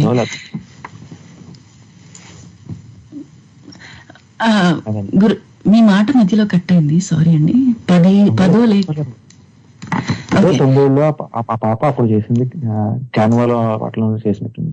అద్భుతం అండి నిజంగా. అసలు పిల్లలు వాళ్ళ క్రియేటివిటీ, వాళ్ళ సృజనాత్మకతని ఇలా ప్రకటిస్తూ అన్ని చక్కగా, అంటే మంచి ఏమంటారు పనులు, మన సంఘానికి తోడ్పడే పనులు ఇవన్నీ చేస్తుంటే నిజంగా చాలా ఆనందంగా ఉంటుంది. ఎందుకంటే ఈ రోజుల్లో వాళ్ళ ధోరణి వేరు అసలు నిజంగా. కానీ వారందరినీ తీర్చిదిద్దుతున్నారు చక్కగా. మీరు పిల్లల చేత 13 ఏళ్ల పిల్లల చేత అవధానం చేయించారు, కానీ మీరే స్వయంగా 108 అవధానాలు చేశారు ఇప్పుడు మన రమణి గారు చెప్పినట్టు. మరి మీరు మొదటి అవధానం ఎప్పుడు చేశారు? మొట్టమొదటి అవధానం ఈ విషయం స్మరించుకోవాలి. అస్మద్ గురుభ్యో నమః. మా గురువు గారికి నమస్కారాలు తెలియజేసుకుంటూ ఇలా పద్యరచన చేస్తూ 2020 సంవత్సరంలో నా చిన్నప్పటి నుంచి నేను చేస్తున్న ఈ విశేషాలు మా గురువు గారు బ్రహ్మశ్రీ వద్దిపతి పద్మాకర్ గారికి తెలుసు. వారు ఏంటంటే ఇటు వచ్చి నేను సాఫ్ట్వేర్ ఇలా వెళ్తున్నాను కదా, నా దారి వేరు, నేను ఎప్పుడు అటువైపుగా వచ్చింది తక్కువ. సరే ఈ మధ్య కాలంలో కొంచెం ఉధృతం చేశాను. 2020లో బహుశా అప్పుడు మొదలుపెట్టి ఈ శతకాలను పద్య రచనను అందరికీ నేర్పించడం మొదలుపెట్టారు. ఉధృతంగా చేస్తున్నావు కదా నువ్వు, అవధానం చేసేసే అన్నారు. అవధానం చేసేసి అంటే నేను ఎప్పట్లాగే పద్య రచనకి ఇలా జంకలేదు, కానీ అవధానానికి మొట్టమొదటి మటుకు ఒకసారి కొంచెం ఆగి ఏమండి నేను చేయగలుగుతానండి, ఎప్పుడు ప్రయత్నించలేదు అప్పటివరకు. అంటే సమస్యాపూర్ణలు దత్తపదులు మామూలుగా సరదాగా చేసుకుంటూ ఉండేవాడిని, కానీ అవధానం అంటే మీకు చెప్పే కదా ధారణ గుర్తు పెట్టుకోవాలి. కాబట్టి అప్పటి వరకు ఒక లెక్క పద్య రచన చేయడం, ఆసుగా పద్యం చెప్పడం, చెప్పిన పద్యాన్ని గుర్తు పెట్టుకోవడం అనేది ఇంకొక లెక్క. అది ఇప్పుడు చేయలేదు కాబట్టి ఏమంటే చేయగలుగుతానంటే ఏమో ప్రయత్నించగా దాన్ని నేను ఉన్నా కదా నాతో పాటు అని చెప్పి కొన్నాళ్ళు చెప్పి 2020 అంతా శార్వరి నామ సంవత్సరం అప్పుడు నడుస్తుంది మనకి. శార్వరి నామ సంవత్సరంలో మొదలు పెట్టించారు ఇలాగా. ఎప్పుడు బహుశా మే జూన్ ప్రాంతాల్లో అప్పుడు మొదలు పెట్టించి ఒక 4-5 సార్లు ఫోన్ లో మాట్లాడుకున్నాను. అలాగా ఇంకో తర్వాత ఆయనకి అర్థమైంది. గురువు దగ్గర ఉన్న విశేషం ఏంటంటే తెలిసిపోతుంది ఆయనకి ఎప్పుడు రెడీ అయ్యాడు శిష్యుడు తెలియక్కర్లా. ఆయనకు అర్థమై సరే నీకు ప్రాక్టీస్ అవధానం చేతికేంలే, విజయదేశం నాడు మొదలు పెడదాం, వాళ్ళందరికీ చెప్పు, ప్రత్యేకులుగా కొంతమంది నేను తీసుకొస్తాను, అక్కడ ఉన్న పండితులు తీసుకురా అని చెప్పి పండితులందరినీ అరేంజ్ చేశారు. ప్రాక్టీసే కాబట్టి నాకు ప్రాక్టీస్ ఎందుకు చెప్పారంటే నేను భయపడినాను.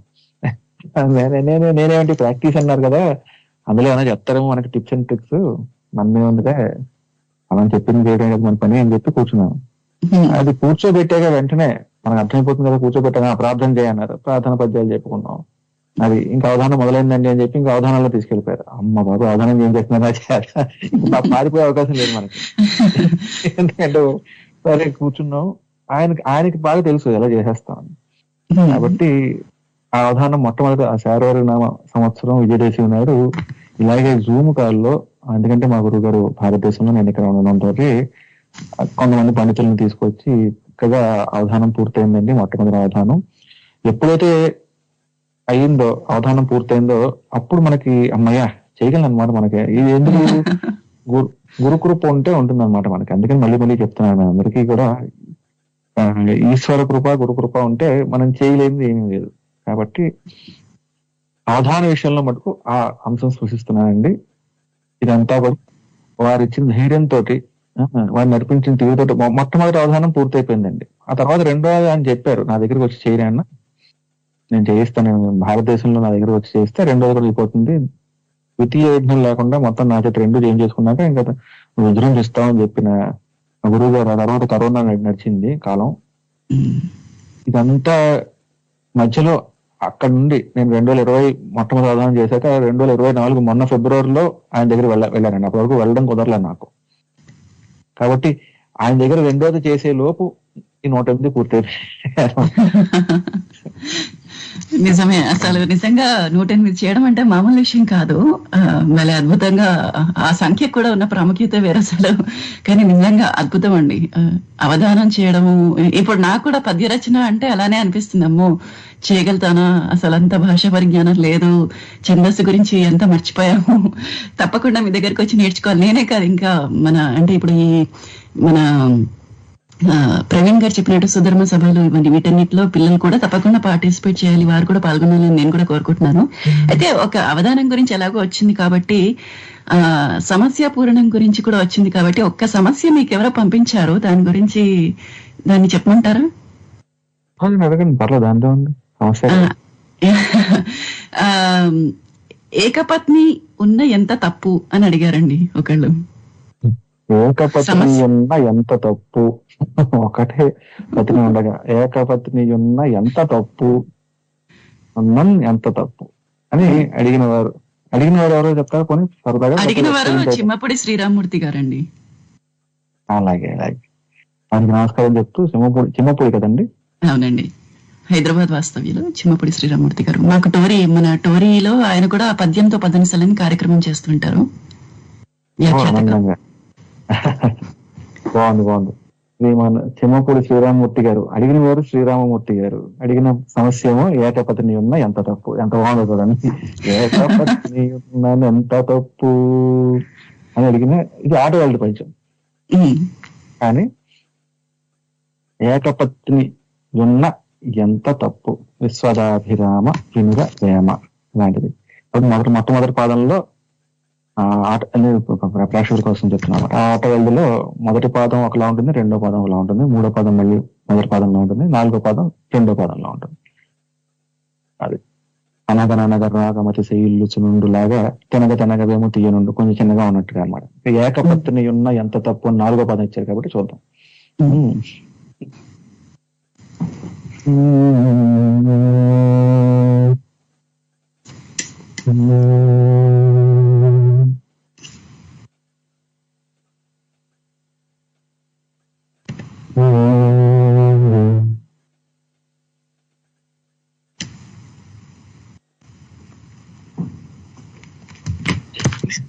భక్త విజయ నిష్ఠలో నుండగా నిత్య భక్త విజయ నిష్ఠ, నిత్యం భక్త విజయ నిష్ఠ అంటే భక్తులకు విజయం కలగాలని నిష్ఠలో ఉన్నారంట. నిత్య భక్త విజయ నిష్ఠలో నుండగా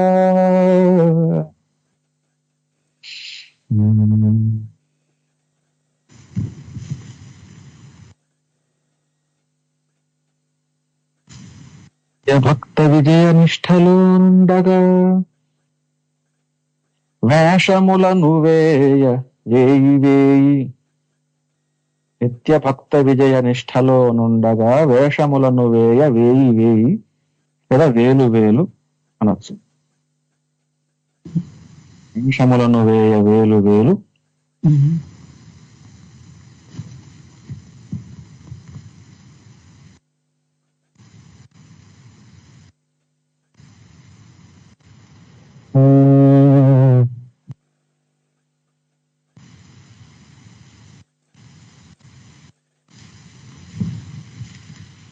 శ్రీరామూర్తి గారు బాగుంది. నిత్యభక్త విజయ నిష్ఠలో నుండగా వేషములను వేలు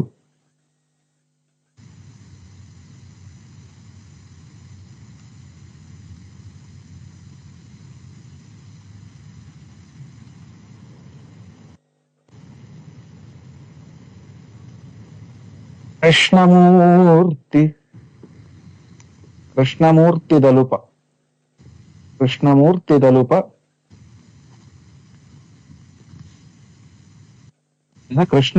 దలచి కీర్తించ ధరలోన నేకపత్నియున్న ఎంత తప్పు. బాగుందండి. కృష్ణమూర్తి తలచి చెప్పండి. కృష్ణమూర్తిని దలచి కీర్తింప మళ్ళీ ధరలోన ఆగండి. కీర్తింప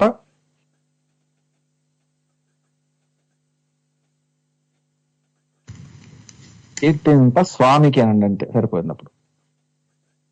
కృష్ణమూర్తి దళచి కీర్తింప స్వామికి నేకపత్ని ఉన్ననెంత తప్పు. ఆయన నిత్యం భక్త విజయ నిష్టలో ఉన్నాడు. ఆయన ప్రథమ భక్తుడు, మనందరికీ కనబడేవాడు బావ అనుకుంటున్నాం కానీ భక్తుడు ఆయన. నీకు నేను భక్తుడు అని చెప్పుకున్నాడు ఎవరు? అర్జునుడు. ఆయన పేరు విజయుడు. విజయుడు కాబట్టి నిత్య భక్త విజయ నిష్ఠ. ఆయన నిష్ఠ అంతా ఏంటి? భక్తులకు విజయం కలగాలని చెప్పి. ఆయన నమ్ముకున్న భక్తులందరూ పుట్టినప్పటి నుండి మొదలు పెట్టుకుని చూసుకుంటే, ఇంకా మరీ చెప్పాలంటే తన భక్తులందరూ నమ్ముకున్న భక్తులందరూ బృందావనంలో ఉన్నారు. అందరికీ విజయం కలగాలి అంటే మొత్తం గోపికలందరూ ఆయన్నే కోరుకుంటున్నారు. వేషములను వేలు ఎన్ని వేషాలు వేశారో రాసలీలలో. ఎందుకు వేషం అన్నాం? ఎందుకంటే స్వతసిద్ధంగా ఆయన నెత్తి మీద ఎందుకు కూడా పెట్టుకుంటారు కదా, ఇది నమల్పించాం. బ్రహ్మచారి ఆయన, బ్రహ్మచారి అయిన శ్రీకృష్ణమూర్తి వేషములు వేశారు. మరి తప్పలేదు, ఎందుకు? భక్తులకు విజయం కలగాలని. మొత్తం గోపికలందరూ ఆయన భక్తులు, యతులు వారు. ఆ యతులందరూ కూడా గోపికలై జన్మించగా కృష్ణమూర్తి ఆయన్ని తలుచుకుని కీర్తించగా, ఇంకా స్వామికి ఒక్కడే ఏకపత్ని పెట్టిన తప్పు. 16,000 మంది గోపికలు ఉండగా ఎంత తప్పు. కరెక్ట్. రామావతారంలో, శ్రీరామచంద్ర అవతారంలో ఆ యతులందరూ కూడా ప్రార్థించారనమాట. అనుకుంటే ఆయన కృష్ణావతారం ఎత్తి ఆయన వారి కోరికలన్నీ మన్నించి, అందుకనే ఏకపత్ని ఉన్న ఎంత తప్పు అని అక్కడ పూరించారనమాట. చాలా బాగుందండి, నిజంగా చాలా అద్భుతంగా చెప్పారు. అంటే అవధాన ప్రక్రియ గురించి ఇంకా చాలా తెలుసుకోవాలని ఉంది. అంటే వింటున్న వారికి కూడా ఇది ఇలా ఒక సమస్య ఇచ్చి, ఈ సమస్యని అంటే ఇప్పుడు ఒక పద్యంలో ఒక ఆఖరి అంకం ఇచ్చేసి దానికి మిగతా 3 అంకాలు కూడా పూర్తించమని చెప్తారు కదా. అంటే దానికి సరిపోయేలాగా ఆ ఆఖరి వాక్యాన్ని అర్థవంతంగా తయారు చేయాలి ముఖ్యంగా. సో చాలా చక్కగా చెప్పారు నిజంగా. ఇంకా అవధాన ప్రక్రియ గురించి ఇంకా చాలా తెలుసుకోవాలని ఉంది, కాదంటే సమయాభావం వల్ల ఇంకా మనం తెలుసుకోలేకపోతున్నాము. అయితే కొన్ని ప్రశ్నలు అయితే ఉన్నాయి, వాటి గురించి అడిగేస్తాను మనకి సమయం అయిపోయేలోగా. ఈ అవధాన ప్రక్రియతో పేద విద్యార్థులని చదివించడం, గుడులకి ఇవ్వడం, వారికి విరాళంగా ఇవ్వడం, ఇవన్నీ కూడా అసలు ఈ ఆలోచన ఎలా వచ్చిందండి? అంటే దీనికి అంకురార్పణ ఎలా జరిగింది? కొంచెం వెంటనే చెప్తానండి, నేను సమయం కూడా ఉన్నాను. కానీ ఈ మొత్తం కార్యక్రమం అంతా కూడా నేను ఏ అవధానం చేసినా కూడా పూర్తిగా ఆలయాలకు అంకితంగానే చేస్తాను కూడా అండి. ఎందుకంటే నేను అవధానం చేసేది, నేను చెప్పుకున్నాను కదా, సాఫ్ట్వేర్ ఇంజనీరింగ్ చేసేవాడికి, ఇంగ్లీష్ మీడియం వాడికి పద్య రచన నేర్పించి అవధానం చేయించే శక్తి ఈశ్వరుడు ఇచ్చాడు. కాబట్టి నాకు ఇచ్చిన శక్తి ఆయన ఎందుకు ఇచ్చారు అనుకున్నారు? దీనికే ఇచ్చారని నేను భావించి పూర్తిగా నాకున్న శక్తి మేర ప్రతి అవధానం కూడా ఆలయానికి, ఏదో ఒక ఆలయానికి అంకితం చేయాలని అప్పుడే అనుకున్నానండి. ఇప్పుడు సర్వర్ విజయదేశం పూర్తయినప్పుడు ఎందుకు వచ్చింది మనకి ఈ అవకాశం, ఎందుకు వచ్చింది ఇంతమంది పండితుల్లో మనకు కూడా ఒక అవకాశం ఎందుకు వచ్చిందని ఆలోచించినప్పుడు ఇందుకోసం ఏమో బహుశా అని చెప్పి, అందుకని ఈ 108 మాత్రమే కాదండి, ఇప్పుడు బహుశా 115, 120 దగ్గర ఉన్నాయి.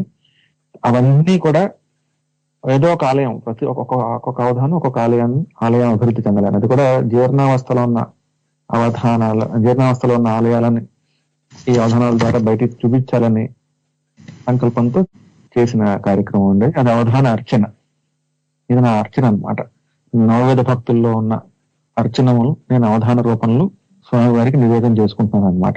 ఈ రూపంలో అనేక ఆలయాలు, ఈ చెప్పే కదా 108, 115 వీటిల్లో చాలా ఆలయాలు జీర్ణావస్థలో ఉన్నవి. కొన్ని ప్రసిద్ధ ఆలయాలు కూడా వచ్చాయి. వాటికి ఆర్థిక సహాయం కన్నా మనం ఎక్కువ చూపించడం మీద దృష్టి పెట్టాం అనమాట, ప్రచారం మీద దృష్టి పెట్టాం.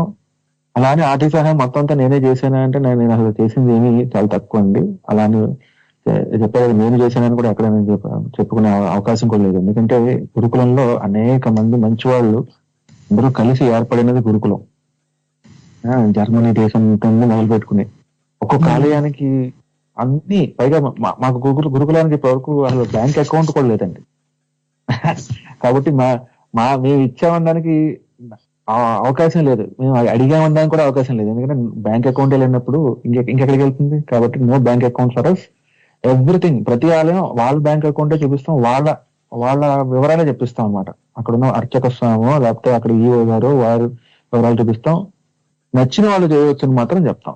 కాబట్టి ఇక్కడ అడిగేది అసలు ఎక్కడా గురుకులం డబ్బు అడగదండి. ఇది అష్టావధానం గురించి. శతకాల గురించి అన్నప్పుడు సరే, శతకాలు నేను రాసినవి ఉన్నాయి, ఎప్పుడో అంతకుముందు రాసినవి, వాటి వల్ల కాదు. నా ద్వారా నేర్చుకుంటున్న వారందరూ వాళ్ళు రాస్తున్న శతకాలు ఉన్నాయి. ఒక శతకం ఆవిష్కరించుకున్న పుస్తకం అచ్చు వేయించుకుంటే 20,000 రూపీస్ 30,000 రూపీస్ అవుతుంది ఇవాళ రేపట్లో. చెప్తే నమ్మరు. ఇప్పటికి కూడా ఇంకా మన ఆంధ్రప్రదేశం తెలంగాణ ప్రాంతాల్లో 1,000 రూపాయలు వస్తే వాళ్ళ చదువు నిలబడే అవకాశాలు ఉన్న వాళ్ళు చాలా మంది ఉన్నారు. అది లేక, లేదా అది ఆ సమయానికి అమరక అని అనుకుంటున్నాం. 1,000 కదా, 1,000 రూపాయలు, 2,000, 3,000 కదా, 5,000 కదా, చదువుకోలేదన్నమాట. అది కూడా హ్యాండ్ టు మౌత్ అంటారు చూసారా, existence. Hand to mouth existence ఉన్న వాళ్ళకి that is a big amount. అంతే. ఈ శతకాలన్నీ చెప్పే కదా, ఒక 10,000, 20,000 అచ్చు వేయించుకునే ఆర్భాటంలో ఆ పుస్తకం మళ్ళీ మనమే పంచుకోవాలి ఇంకోళ్ళకి. వాళ్ళకి ఇచ్చినా కూడా మనమే ఇవ్వాలి, వాళ్ళు చదువుతారో తెలియదు. దాని బదులు ఈ బుక్ వేసుకుంటాం లేదా చేసాం అనుకుంటాం. ఆ అమౌంట్ ని కూడా ఒక పేద విద్యార్థిని పట్టుకోవడం కూడా పెద్ద ప్రాసెస్ అండి మా దగ్గర. పేద విద్యార్థులను పట్టుకుని వాళ్ళకి అందజేసి వాళ్ళ చదువు కోసం. మీకు ఇందులో ఇంకొక విషయం చెప్పాలి. ఈ అర్చక స్వాములు అత్యంత జీర్ణావస్థలో ఉన్న ఆలయాల అర్చక స్వాముల వారు కూడా పైసా అడగల. చాలా మంది అంత మంచి వాళ్ళు ఉన్నారు. ఇంకా రెండో అంశం కూడా మనం చూపించాలి ప్రపంచానికి, మీ ఈ మంచి వేదిక ద్వారా చెప్తున్నాను. అటువంటి అర్చక స్వామి సాధారణంగా ప్రపంచంలో మనకి బయట అర్చకులు అనగానే రకరకాల చులకన భావాలు, తెలుగు భాష మీద ఎలాంటి చులకన భావం ఉందో అర్చక స్వామి వారి మీద కూడా అలాంటి ఉంటున్నాయి కాబట్టి చెప్తున్నాను. మేము ఆధానం చేసిన అర్చక స్వామి వారు మేము ఇస్తామన్నా కూడా బ్యాంక్ అకౌంట్లు లేవండి, వద్దండి, మాకు తిరిగి ఆశీర్వచనం ఇచ్చేసి వెళ్ళిపోయిన వారు ఉన్నారు. కానీ వారంతా అవసరంలో ఉన్నా కూడా మాకు ఆశీర్వచనం ఇచ్చేసి వెళ్ళిపోయిన వారే ఉన్నారు. కానీ మాకు దేవుడి వల్ల అలాంటి వారు ఇంకా ఉన్నారండి. అలాగే ఈ పిల్లలు కూడా, శతకాల ద్వారా వస్తున్న విద్యార్థులు కూడా మాకు 1,000 రూపాయలు చాలండి, బట్టలు కొనుక్కుంటాం, మాకు ఇంకేం అక్కర్లేదు అంటారండి. నాకు ఎంత ఆశ్చర్యం వేసిందో. ఎవరిని డబ్బులు ఇస్తా ఉంటే ఇప్పుడు ఎందుకంటే వెనకాల మా ప్రాసెస్ ఉంది కదా, పట్టుకునే ప్రాసెస్. అంటే ఎవరికి అవసరం ఉందో పట్టుకోవడానికి చాలా మంది శ్రమిస్తూ ఉంటారు మా దగ్గర. అందరూ వాలంటీర్ గా చేస్తున్నారు. 1,000 రూపాయలకు అవసరం ఉందని నిజంగా అవసరం ఉన్న వాళ్ళు ఇలా ఉంటారనమాట అండి. వాళ్ళకి ఎంత ఆత్మాభిమానం అంటే ఎంతవరకు కాదు అంతవరకే, మళ్ళీ మాకు ఇంకొద్దు అంతే. అలాంటి మంచి వాళ్ళందరి వల్ల వాళ్ళని సేవ చేసుకునే అవకాశం కలిగింది. అంతే. అద్భుతం అండి నిజంగా. అంటే మీరు ఎంత నిస్వార్థంగా అసలు అంటే ఎక్కడ కూడా డబ్బులు అడగకుండా, డబ్బులు తీసుకోకుండా అసలు ఫీజు రుసుము రూపంగా, అంటే జనరల్ గా ఇప్పుడు విద్యాభ్యాసం అంటే అది గురుదక్షిణ కానీ ఏదో ఒకటి చెల్లించందే అది మనకి వంట పట్టదు అంటారు. కానీ మీరు ఒక్క పైసా కూడా ఆశించకుండా ఎంత నిస్వార్థంగా సేవ చేస్తున్నారు. అంతే నిస్వార్థంగా అక్కడ అర్చకులు కూడా మీరు భాషార్చన చేస్తున్నట్టు, అంటే మీరు కవితార్చన లేకపోతే పద్యార్చన ఇలా చేస్తున్నట్టుగా వారు కూడా దేవుడికి అంతే భక్తి భావంతో ఏమీ ఆశించకుండా చేస్తున్నారనేది నిజంగా ఆశ్చర్యకరమైన విషయం. అంటే నిజంగా ఈ ఏమంటారు, వారి మీద ఉన్న అభిప్రాయాన్ని తులనాడాలి అందరూ కూడా. ఇప్పుడు చిన్న చూపు కానీ ఎంత ఔన్నత్యం అది నిజంగా. వారి స్వచ్ఛంగా దేవుడి సేవకే అంకిత భావం వారిది. నిజంగా చాలా చక్కటి విషయం చెప్పారండి. నిజంగా అవసరం ఉన్నవారు వారు ఏది ఆశించారన్న విషయం తెలియజేశారు. నిజంగా అద్భుతమైన విషయం అండి. చాలా అనేక అనుభవాలు అనమాట. ఇలా ఒకళ్ళైతే అయిపోయి ఉండేవాడిని, నేను చెప్పకుండా ఉండేవాడిని. కానీ అనేకులు ఉన్నారు. ఇదంతా ప్రపంచం అందరూ కూడా తెలియాల్సింది. ఏంటంటే మనం టిప్ ఆఫ్ ది ఐస్బర్గ్ మాత్రమే చూస్తాం. లోపల గుంఫనంగా కష్టాన్ని భరిస్తూ కూడా ఆ కష్టంలోనే స్వామివారికి అర్చన చేసుకుంటూ ఆయనే నిజమనుకుని నమ్ముకునే అర్చక స్వామివారు ఇవాళకి ఉన్నారండి. అలాగే తమ చదువుకి అంతే కావాలి, అంతకన్నా అక్కర్లేదని చెప్పి ఆత్మాభిమానంతో బాగా చదువుకుంటున్న మణులు, రత్నాలు లాంటి విద్యార్థులు ఇవాళకి అనేక మంది గురువుల కారణం చేత వారి విద్య చెప్పే గురువులను కూడా స్మరించుకుంటూ మున్సిపల్ స్కూళ్లలోను, వాటిల్లోను, గవర్నమెంట్ స్కూళ్లలోను అనేక మంది రత్నాలు లాంటి విద్యార్థులు ఉన్నారు. వాళ్ళందరికీ చదువు ఆగిపోకుండా ఉండాలి అంతే. అవునండి, నిజంగా ఇలాంటి కార్యక్రమాల ద్వారా చిన్న ఉడతా భక్తిగా ప్రాయంగా కూడా ఏదన్నా వాళ్ళకి సహాయపడగలిగితే నిజంగా అంతకంటే అదృష్టం మనకి ఇంకోటి ఉండదు. ఈ జన్మకి అంతకంటే ఏం కావాలన్నట్టు అనిపిస్తుంది. కొన్ని మెసేజ్లు వచ్చాయండి. ప్రోగ్రామ్ బాగుంది, వింధ్యక్క వింటున్నాను. శ్రీ కళ్యాణ్ చక్రవర్తి తటవర్తి గారిది ప్రోగ్రాం చాలా అద్భుతంగా ఉంది. చాలా మంచి పద్యాలు వివరిస్తున్నారు. అష్టావధానం అనేది ఎంతో కష్టం, ఎంతో ఇష్టంతో చేస్తున్నారు. ధన్యవాదాలు, మంచి విషయాలు చెప్తున్నారు అని చెప్పారండి. ఇంకా కూడా మెసేజ్లు వచ్చాయి, సమయభావం వల్ల చదవలేకపోతున్నాను. అయితే ఒక్క ప్రశ్న మాత్రము, భాష పరంగానే కాక ఆధ్యాత్మిక పరంగా కూడా కార్యక్రమాలు చేపడుతున్నారు. అవి ఏ కార్యక్రమాలు అది ఒక్కటి చెప్పుకొని మీ ద్వారా విని సైన్ అప్ చేసేస్తాను. మరి ఈ తెలుగు భాష అంతా కూడా సనాతన ధర్మం వైపునే ఉంటుంది అనేది. ఎందుకంటే నేను సృష్టించింది కాదు, ఇంకొకళ్ళు మొదలుపెట్టింది కూడా కాదు. ఇది ఎప్పటి నుంచో సనాతనం. ఇది భాష కూడా, తెలుగు భాష కూడా మొత్తం దేవతాస్థుతులతో పోల్చుకుంటే ప్రతిదీ కూడా ఛందస్సు మీద ఆధారపడి ఉంటుంది. కాబట్టి ఛందస్సు అనేది వేదములకు పాదం వంటిది. ఛంద పాదవతు వేదస్య అని. కాబట్టి వేద పురుషుడు భగవంతుడు, ఆయన నుండి వచ్చినవే ఈ ఛందస్సు గాని భాష గాని ఆయన స్తుతి చేయడానికి కోసమే. కాబట్టి ఈ కార్యక్రమాలన్నీ కూడా మేము సమాజంతో ఎలాగైతే మొదలు పెట్టాం, సమాజంతోనే మాది సమాజం, సాహిత్యం, సంస్కృతి మా నినాదం అనుకోండి. మేము చేసే కార్యక్రమాలకు క్లుప్తంగా పెట్టే పేరు అనుకోండి, సమాజం, సాహిత్యం, సంస్కృతి. సంస్కృతి వైపుకి వచ్చేసరికి మనం అందరం కూడా ఇదిగో అందరికీ ఈశ్వర భక్తి మెండు. సో ఇప్పుడు తటవర్తి గురుకులం అనేది రిలీజియస్ వైపున అంటే కంప్లీట్ గా రిలీజియస్ అండి. మేము రాసే పద్యాలు అంతే. ఆఖరికి మేము రాసే సామాజిక పద్యాలు కూడా అన్ని కూడా ఈశ్వర నివేదనకే. మొత్తం గురుకులంలో అందరికీ భక్తి. కాబట్టి మీరన్న ఆధ్యాత్మిక కార్యక్రమాలు, ప్రవచనాలు అవి నిత్యం జరుగుతూ ఉంటాయండి. అవి పూర్తిగా వీటితో పాటు జరుగుతున్నప్పటికీ వాటికి ఒక ప్రత్యేకత సంతరించుకుంది అన్నమాట. ఇప్పుడు వరకు మెల్బోర్న్ లో మన దగ్గరే, మన చుట్టుపక్కలే దేవి భాగవతంతో మొదలు పెట్టుకుంది. దేవి భాగవతం, హనుమత్ వైపం, ఇప్పుడు శివపురాణం నడుస్తుంది. శివపురాణం వీటన్నిటిని ప్రవచనాలుగా చెప్పుకుంటూ వాటితో పాటుగా పారాయణలు జరుగుతూ ఉంటాయండి. మా ఇల్లే గురుకులం, మా ఇల్లే కాబట్టి మా ఇంట్లోనే పారాయణ సేవ చేస్తుంటాం. అందరికి ఎవరికి చిన్న కష్టం వచ్చినా అందరం కలిసి పారాయణ సేవ చేస్తూ ఉంటారు. ఏదో అలాగే 1,00,000 హనుమాన్ చాలీసా పారాయణ చేసాం, అదంతా ఒకరి మంచి జరగాలని. అలాగే రకరకాల మృత్యుంజయ స్తోత్ర పారాయణలు జరుగుతూ ఉంటాయి. ఇలాగా స్తోత్రములు, అలాగే ఐతిహాస్యం అంటే మనకి ఇతిహాసాలు, రామాయణ భారతాలు. అందులో రామాయణ పారాయణలు చాలా ఫలవంతం. శ్రీమద్ రామాయణ పారాయణ అవి జరుగుతూ ఉన్నాయి. పూర్తిగా రామాయణ పారాయణ చేసాం ఈ సంవత్సరం అనుకుంటా. కాబట్టి ఈ పారాయణలతో పాటు ఇలా ప్రవచనాలు, ఇదే ప్రధానం. అంతా ఈశ్వర నివేదన అండి మా మొత్తం కార్యక్రమం అంతా. అద్భుతం అండి.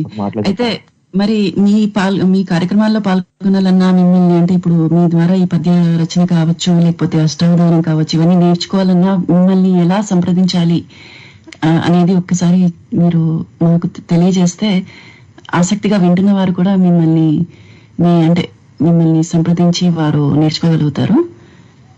నా ఫోన్ నెంబర్ చెప్తానండి, దానికి నాకు మెసేజ్ చేయవచ్చు. వాట్సాప్ వారికి, లేదా ఫేస్బుక్ అంటే మెసెంజర్ ద్వారా, లేకపోతే మీ పేజ్ ఏమన్నా ఉన్నా కూడా చెప్పొచ్చండి. అంటే మీకు అభ్యంతరం లేకపోతే ఫోన్ నెంబర్ చెప్పొచ్చు. అంటే సాధారణంగా ఫోన్ నెంబర్ చెప్పడానికి చాలా మంది సంకోచిస్తారని అలా అడుగుతున్నాను, చెప్పొచ్చు. గురుకులం పేరు మీద ఫేస్బుక్ కూడా ఉన్నదండి, Tatavarthi Gurukulam. Okay, TATAVARTHY space Gurukulam, GURUKULAM. అదేవిధంగా ఫేస్బుక్ తో పాటుగా